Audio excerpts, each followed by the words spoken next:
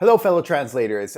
Today I wanted to talk about something that might be on all of your minds. I got this question recently on one of my recent videos by Norm, and who's written to me before. And so I kind of wanted to address this in video format because I think it's a question that a lot of you might have, and it ties into the video that I did about events.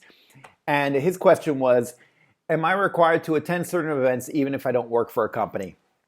And so I wanted to talk about this because I feel like we're all kind of in the same boat, sort of, maybe in a way. At least I feel. I got into translation. I really like translation, the fact that I can work online kind of on my own time from a coffee shop, whatever, because I am naturally sort of introverted.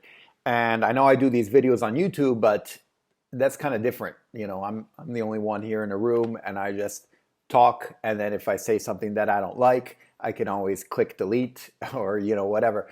And so it's, anyway, but I really don't like going to social events. I really don't like networking. I've never liked it. It's always been a chore, and it's always been like I have to drag myself to go, and I find myself trying to find every excuse not to go. And having said that, my answer to this, am I required to attend certain events even if I don't work for a company, is absolutely yes. Unfortunately, there's no way to get around it. You should attend networking events. You should attend them regularly, and you should and you need to network face to face. I know we can do stuff online, so we feel like we don't need to do stuff face to face.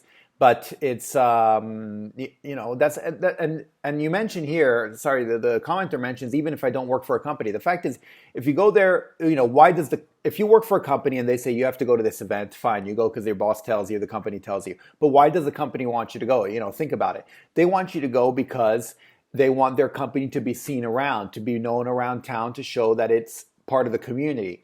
And that's what you should be doing. And so usually I recommend picking a couple associations, like say the Chamber of Commerce or, whatever international association or this, that, and the other, and just attending those meetings regularly. So you run into a lot of the same people, and you kind of really get to know their structure and how it works. First of all, it's better after a while if you know people and you start recognizing faces where you go, and it's a lot better because you have someone to talk to right away. And then you can choose if you want to help out the newcomers and help them do stuff and all that. And that's a lot more comfortable, at least for me, than always going to these new things and meeting new people, not knowing anyone, and being the newbie. And the second thing is it really helps you become enmeshed in the community, become part of the community. And so they know it's just a whole trust thing, right? They feel they can trust you. If they've seen you a couple times, they've had a couple drinks with you, they've, attended a couple things, seen a couple speeches, and you've talked about it with them.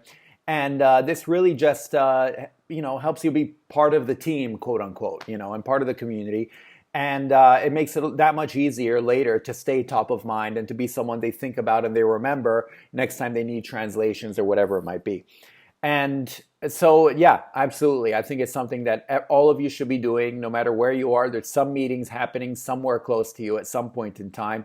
Don't worry too much. Like if you're not in a big city, don't think, oh, I have to go all the way to the big city to go to the main ones. No, in fact, at the beginning, if you're in a small town, go to those small ones. It'll be so much easier to meet people and to get to know them. You just go to 2-3 meetings, suddenly you'll know everyone. And that's a great situation to be in, even if it is a small town.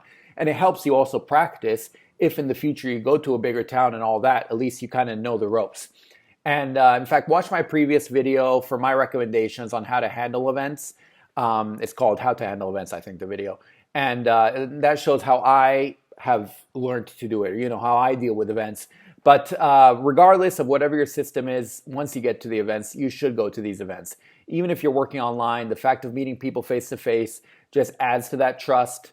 And it really does help. And I know it's a pain, and I know you want, if you're like me, you want to find excuses not to go. And my excuse not to go, by the way, would be there'd be a meeting happen. I'd be like, oh, I could go, or I could get some work done. Wouldn't it be more productive if I got work done at home on my computer? And so I stay at home and be ultra productive on the computer and then feel like, okay, now I justified not going. But even that, I think, is, first of all, obviously it's a cop-out. And second of all, it's actually not that good. You want to motivate yourself, then go to the meeting and then feel like, oh, I could have been doing work and get the work done the next day or something. I mean, but it's these these events are important. They're more important. In fact, they're more important for you as a freelancer than they are if you work for a company. If you work for a company, the only thing you're helping out is a company, not even yourself. But if you're a freelancer, you're helping out yourself and your own business by going to these events. So I really think you should find them.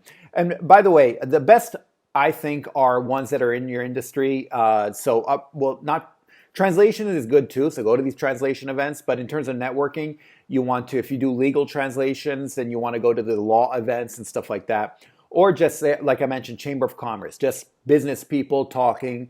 And, a lot of these business people will be bankers or whatever, but that's fine. Just go, hang out with them. It doesn't matter. You'll be the translator. You'll be the resident translator. And, in fact, it's really good if you get known as the resident translator amongst a bunch of, managers and bankers and lawyers, because then you're going to be the one they call when they need translation stuff and don't know where to go. But if that makes you feel uncomfortable, then, look up other stuff. Just if you like cooking, look up cooking stuff. If you have a certain hobby, just look up a hobby stuff. The important thing is to get into these groups and use them as networking opportunities. No one says it can't be fun. If you want to have fun with it, have fun with it. And you see a cycling thing, a hiking group you want to join the hiking group. If they go every weekend, they go hiking somewhere new around your area and you can go with them, absolutely go with them.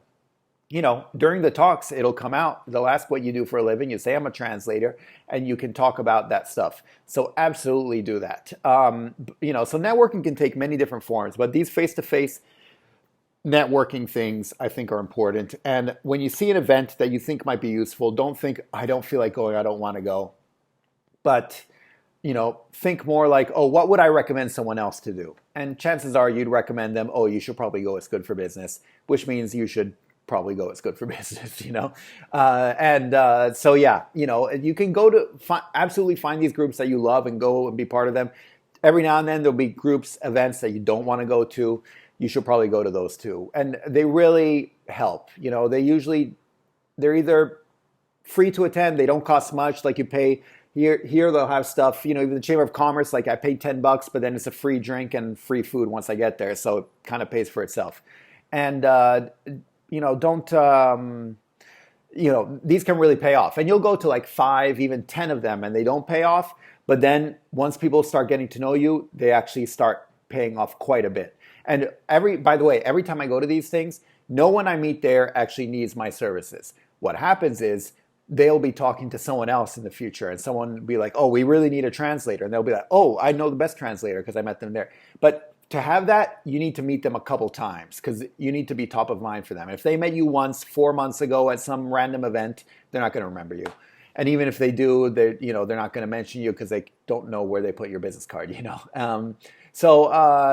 Anyway, long story short, unfortunately, at least if you're like me, you're thinking unfortunately, but you should go to these events. And I know for a longest time I wasn't going. And even now, many times, you can ask my wife. I try to find excuses not to go and everything, but they really are useful. There's no getting around the fact that they are useful and they're good for you. So I really highly recommend going to them, finding local events that are close by and just attending them. And then use the method that I did in the other video of how to handle events once you get there. So anyway, I hope you find this useful, and I hope you are able to attend the events and to go to them and see them. And let me know if it works out for you and how they worked out for you, or let me know if you completely disagree with me and think I'm saying crap and you should never ever attend any events, because I like to hear that too and see why you think so. So anyway, that's it. Hopefully you found this useful, and otherwise I will see you in the next video. Okay, thanks. Bye. Savedum.